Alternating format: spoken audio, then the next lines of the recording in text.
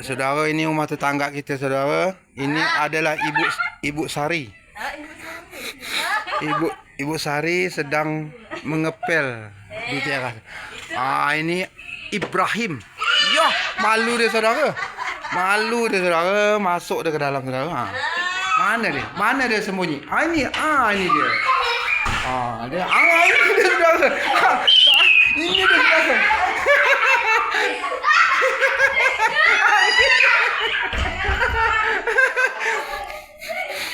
Udahlah, saudara, kita keluarkan kembali kepada Ibu Sari. Ibu Sari kita sedang ngepel teras. Tengok, saudara. Saling bersih dia, saudara. Saling bersih, saudara. Saya cari orang ni, saudara. 1,001 orang yang dapat sini ni. Saling rajin lah. Tengok, bersih kan. Ada pula anak kita. Alamak, ada ke Ibrahim nak timbul lah. Ini Bang Budak. Ini Bang Hafiz kita ni. Hafiz ni saling malu kan. Ini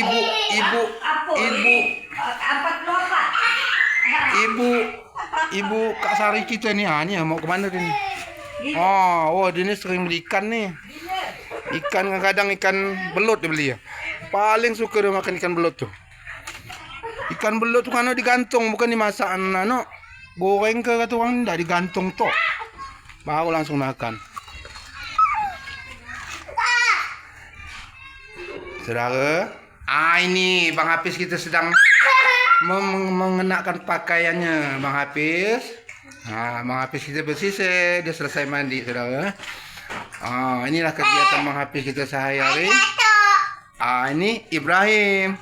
Dia kerja Ibrahim ni tak lain, saudara, makan kuih tok. Kuih terus setiap hari. Kuih tu kuih. Dah habis lah.